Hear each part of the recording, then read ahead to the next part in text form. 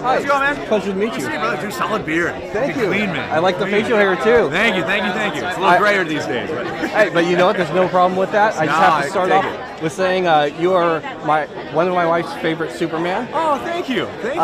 So for her, what is one of your greatest or most fun experiences portraying the character of Superman and carrying that legacy? There's a couple, man, but I mean, honestly, I was just telling somebody when I first started out on Supergirl with Melissa Benoist, there was a day we were filming downtown in Vancouver, and like a class of children went by. I think they were on a field trip or something. I don't know. They're just walking by, and so they stopped at the gates there. And Melissa and I happened to be fully dressed up in the suits, so to go over and actually kind of play the characters for these kids, that was special, man. Just what I always appreciated about this character is just what he stands for, what he represents, and to so many people, and to be able to be that and embody that for a second for these kids, and not just in front of the camera, but like in a real life setting was kind of fun. And I've just been really, really blessed with the people that have been around me this whole time. From the shows I was on beforehand to Superman and Lois, amazing cast, incredible crew, great writers, just really, really special people. So been very lucky. Do you have any upcoming projects that you are excited about and would like to talk about this time? I'm on a break right now, but I do have a few things I'm developing that I'm excited about. We'll see if anybody wants to make them, but we'll see. Nothing I can say yet. Nothing you can say yet. Okay, so we'll skip that and just say, obviously you are part of Superman, that fandom, and DC. Are there any fandoms that you have in your personal life that you carry with you that you look to as far as inspiration or moral compass or anything in general? Man, I grew up playing baseball through college, so for me, a lot of times it was always athletes. I love sports. That's where I get a lot of mine. I follow other fictional things. I don't know if it's always inspiration, but Peaky Blinders is the thing I was geeking out about the most in Game of Thrones. Those are my two shows that I've geeked out about in the past couple years. But yeah, a lot of times mine comes from sports, man. I love the stories. I love the perseverance and the resiliency. So that's usually where I draw on my. Right. Well, thank you for your time. I appreciate it. I hope you have fun tonight. Nice meeting you. Thank you much. Thank you. Pleasure to meet you. Hi, Leah Thompson. Did you arrive in the DeLorean today? Yes. I always drive around in a DeLorean. What are you excited for about tonight? I don't know. It's always crazy, this award show. It's so organized chaos. I love this show. It's like the Gold Globes used to be. Is there anything from the franchise from Back to the Future that you hold dear, that you loved about it so much? Everything. I mean, I think one of the things was watching Bob Zemeckis get a kick out of us when we did Something Right. And then it's the hundreds of thousands of fans all over the world. Speaking of the fans, how do you feel about all the fans that congregate at the Puente Hills Mall to celebrate Back to the Future every year? I really wish I could go. I'm so disorganized. So sweet. I don't think I ever was, well, maybe I was there once. I remember when they were shooting, but it's really lovely that people want to relive, visit the locations. It's spectacular. If there was a chance of a fourth, not confirming or denying, because I know if there was, you probably couldn't say anything, would you come back for it? Of course I would, but I don't think that's going to happen. Well, who knows? Maybe it will. I love all the people. We're like a big family now, so I'd come back anytime. Is there anything that you are a fan of specifically in your personal life that you carry with you, whether it be, of course, Back to the Future, Star Wars, Star Trek, anything horror or whatnot? Star Trek, since I was a little girl, and it was already in reruns. So I still get a thrill when I see William Shatner. Is Shatner your captain? I think so. I'm an OG Star Trek guy. If you can use the teleporter from Star Trek, where would you teleport to right now? Or after the show, I would say. Teleport? Cabo. I need a vacation. I work too hard. Well, I appreciate your time. Thank you very much. It was a pleasure talking to you. 1 second. It's a pleasure meeting you. What's your name, brother? Nathaniel. Hi. Temple of Geek, yes. I just have to start off saying I grew up with you through Reading Rainbow, through Star Trek. My dad started me on Star Trek Next Generation. The Next Generation Reading Rainbow crossover episode where you went behind the scenes blew my mind. For the Bionic Bunny show. How do you feel inspiring thousands of children, hundreds of thousands of children, including myself, over all of these years? You know, my mother was a teacher, and we're all teachers in my family. My elder sister, her nieces, my son. If you're a Burton, Steph's mom. I mean, we both come from traditions of teachers and emphasis on quality education in our families. And so to have, provided that sort of inspiration for kids, it's not a bad thing. Kind of a family business. Well, not just like the Reading Rainbow was totally educational and inspired me. The friendship that your character Jordy had with Data over the years was inspiring, even for my kids, because I made them watch Next Generation as well. It's Brent's birthday today. Isn't it his birthday? It is. Happy birthday! Happy birthday, Brent Happy Spiner. birthday! Oh my God! Yeah. Shoot, I lost my train of thought. I'm sorry. No, it's fine. I'm flabbergasted being in the presence of yourself, to be honest. It's a pleasure to meet you. It's a pleasure to meet you too. Enjoy the show. Have a great evening. Thank you. Are you coming in to see the We'll be in the press room. We'll be in the press room. Oh, well, maybe we'll see you there later. Yes. After 60 seconds. Okay. All right, I appreciate it too. Spoken before. Yes. How are you? Not bad. Great. How are you doing? I'm well, thanks. My son actually, I forget which convention, actually got one of the Funko Pop signed by you as well. He did the little Polka Dot Man deal. Yeah, it was amazing. He still has it in like a special case in his room. That's amazing. That makes me so happy. What are you looking forward to tonight? What are you most excited about? It just happened. It's happening left and right. The people that I'm getting to meet here. I am a genre fan. Some may say nerd. Some may say super geek. Horror, science fiction, and superhero storytelling has been a part of my life since I was a little boy. And getting to just talk to LeVar Burton, or getting to be on the carpet with Fede Alvarez, getting to know that I am walking on this same carpet, being interviewed next to these people is, it's surreal, man. It's really cool. It is cool. And as far as being a nerd or super geeky about things, what are you most enthusiastic, or what are you the geekiest about? What do you love?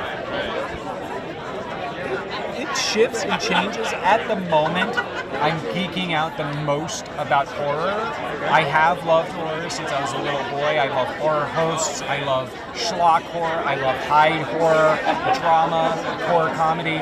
Like 2024 was one of the biggest years in horror we've had in a long time. We had huge commercial, studio-produced films that knocked it out of the park. We had tiny little independent horror films that knocked it out of the park, and everything in between. Of that year being the biggest, what are your top 3 film recommendations then? Nosferatu, Strange Darling, and I believe Where Evil Lurks would count as a 2024 release because it was a U.S. release. That's one of the highlights for me. But there's so many. I mean, my God. Longlegs and Oddity and Daddy's Head, and I loved so many. I mean, Romulus.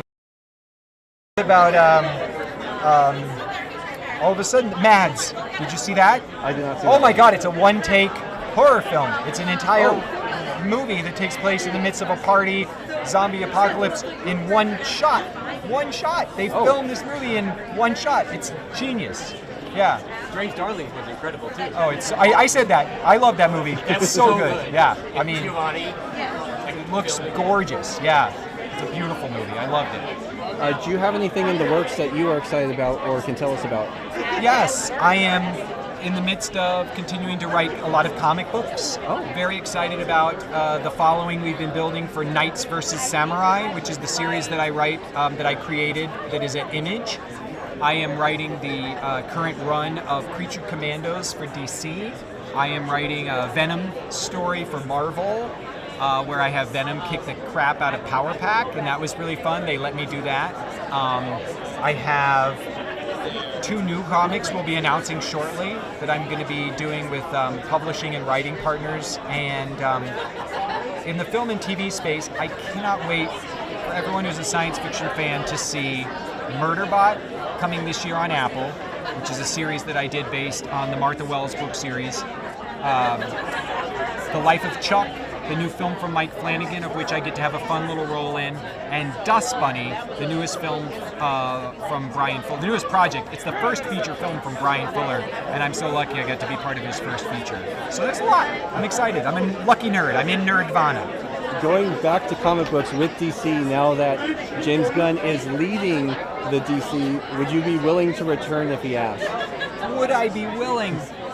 That's a wild way of asking. Of course I would. If James called me tomorrow and said, "I'm so sorry, we've got 6 hours, somebody broke their leg, I need you here," I'd ride a tricycle to get to that set. I'd do anything to be on set with James again. He changed everything for me. The way that I look at story, the way I look at character, his way of directing. I'm just a really lucky actor. I've worked in some amazing sandboxes. I've been directed by people ranging from, Peyton Reed to David Lynch, Denis Villeneuve to Chris Nolan, and so many others. It's a spoil of riches when I think about who I've learned from. Because every time you go up to set, you're gonna learn, and I've been taught by the best. So hopefully I can start getting a passing grade. Now, I know everyone would expect your return as Polka Dot Man if you did come back to the DCU. If it wasn't the Polka Dot Man, is there a character that you have your eyes on that you would just love to tackle? There are a number of characters. If I was able to bulk up and get maybe you could do it with the CGI motion capture performance. I've always loved the simplicity and the horror and the pain of Solomon Grundy. Since I was a little boy, and if you look at my career trajectory, you'll understand how surreal it's been for me. I've been dreaming of getting to put on the makeup of the Clown Prince of Crime. There's a lot. Yeah. I mean, Jonathan Crane would be a fun character. Thank you for saying that. There's a lot of really wonderful characters in that space that I don't care if James said Crazy Quilt, I'd be there in a second, man. Well, I appreciate it. I hope you have a wonderful time tonight. Thanks, man. My last question. I love this jumper. May I ask where it was from? Sure, I got this sweater is from All Saints, and this skirt is from a designer out of Melbourne, and I should know their name to be able to share with you guys. I can't remember. Thanks for noticing it. I appreciate it. All Saints. All Saints. And these docks are the new 9 Inch Nails anniversary design from the Downward Spiral. Oh. Yeah. Love them. Thanks, man. Temple of Geek. Temple of Geek. And as Nathaniel, it's a Where's the pleasure temple? The temple is right here with us, with the fans. The temple is the geekdom, the fandom It's itself. all immersed in one. It's all immersed It in one. becomes one thing. Yes, exactly. Okay. Geek is like woke, isn't it? You never know quite what geek is. Geek is just nerdy, geek is dorky. What's geek is- woke? Nerdy. Nobody even knows anymore, I guess, yeah. I think geek, the definition of geek has evolved, I think. It definitely has. Yeah, I mean, now you want to be a geek. Yeah, exactly. Well, prior to this, nobody wanted to be a geek. It was like, don't call me geek.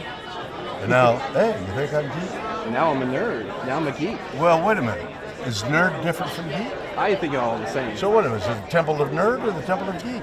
I guess we could argue that, but it's on the thing. It says geek, so I have to go with that. Maybe we should change that. So you have a Lifetime Achievement Award. Yes. How are you feeling about everything? Tired, like, really tired. Tired. I've achieved so much in my life.